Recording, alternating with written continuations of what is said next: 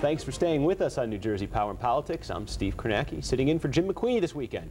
Trying to unlock the mind of political candidates is a pretty daunting task. Imagine the millions of issues and thoughts swirling around in there, or maybe you don't want to imagine it. Joining me now on the show to break down the candidates and their personalities is Dr. Bart Rossi. He's the director of the Rossi Psychological Group based here in New Jersey. Doctor, thanks for coming in. We've had you on before, and welcome back to the show. Nice to be back. I guess this is a real interesting topic to me because we can spend, it seems to me, the entire campaign talking about all of the, the different issues, and it's the war, it's the economy, and which candidate stands here, and what individual voters think about. But in the end, how much of this is really just about a popularity contest, a personality contest, which candidate makes people feel like voting for them? Well, as a psychologist, I think it's more of a personality contest, really. I think it's the appeal of the individual person. I think that even overrides the issues, and it personifies, who the person is and why someone would want to vote for them. And it's really based on their personality and the characteristics, the traits that they possess. It's funny because if you take a poll and you ask people what are their top concerns in voting, and you ask them, are you voting on personality, I'm going to guess very few would actually say that. I know a lot of people, though, that vote against themselves. They really should be voting for a particular candidate because they're on their side of the issue, but they'll vote for another candidate because they like that person better. They think that they're a better character, they're a better individual, they're a better presidential timber, if you will, or something like that. So they'll vote against themselves because I believe the personality is really the overriding factor. Is it likability that they're looking at? Somebody they want to, they always said it in 2000 when it was George Bush against Al Gore. One of the reasons people think Bush did well was that people could imagine, or guys could imagine, having a beer with George Bush, but not with Al Gore. Is it that kind of likability? Or no, I don't think it's only likability. I think it's character. I think it's the character and the specific traits that people have. For example, there's a reason why Obama is so successful. He has certain characteristics, very unusual personality characteristics. I believe he has what I call serious optimism. He can look without a Reagan smile, but he can look and he can project optimism without even smiling, and people will buy into it. I also think that he has unusual speaking skills. He doesn't use a lot of words, and he speaks clearly and precisely, and he answers the questions, and people can understand it. He has what I call simplicity of thought.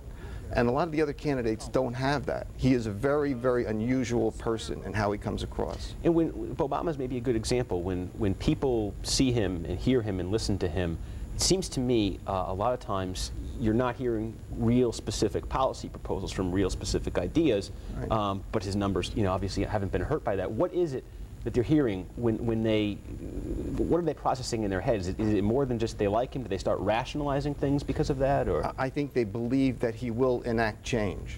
They're not quite sure how that's going to be done, but he does project that he's going to change the scheme, the way things are now, or the scene, the way things are now. He's going to change things, and I think people like that, and they believe him. I mean, he is very believable.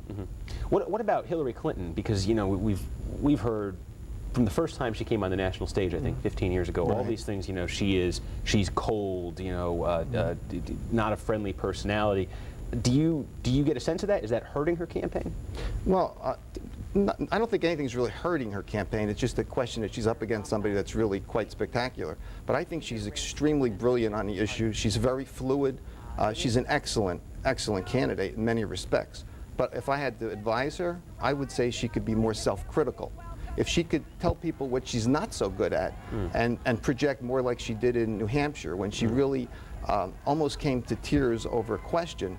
And I believe what the public saw was someone who really cares.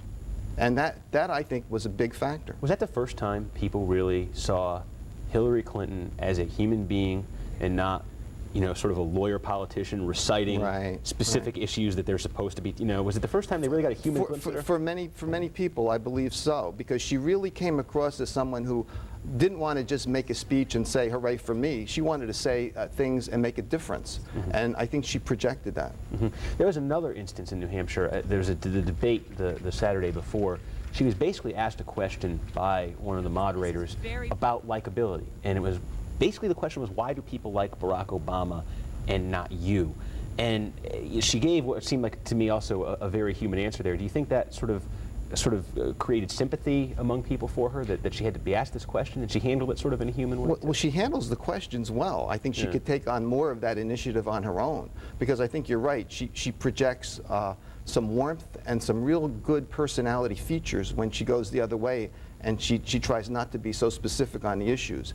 If she could be more personable, present more of her persona in a really happy, positive way, I think she would really really have an impact on Obama right now. We'll talk about the Republican side of this race. Whoever the Republicans nominate, the general conventional wisdom is going to be the underdog in the fall, just because of the national mood, the national climate. So if personality can override some of these, deficiencies, I guess, that the Republican Party has in 2008, look at that field. Does one candidate jump out at you as more electable, just more likable, and more likely to connect? Absolutely, one candidate. Absolutely. I think McCain presents himself as a person who's comfortable in his own skin. He doesn't change his personality.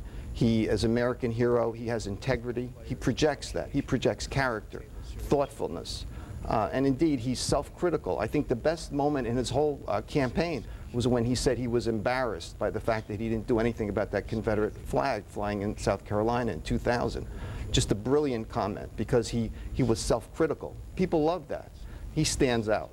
I think Huckabee presents himself as a really warm, great speaker, terrific minister. However, it's not how he presents himself, but Huckabee is going to fall because he really, it's because of what he says. I think he's going to be damned because of what he says. He said that when he was 10 years old, he was cleansed by God and he couldn't go out and play baseball because he might get dirty. Now, for me, as a psychologist, I think that's way over the top religion. And I think even many Republicans are going to balk at that. Okay, well, some interesting thoughts, and we could go on more. Hopefully we can have you back before this is over, and there's going to be a lot of interesting psychoanalysis between now and November, I think. But thanks for coming on. Thanks for having me. And just ahead, we're going to have a chat with one of Hillary Clinton's team members here in New Jersey to talk about her candidacy. John Graham, who's the finance chair for the New Jersey campaign, is here, so stick around. You're watching Power and Politics on News 12 New Jersey.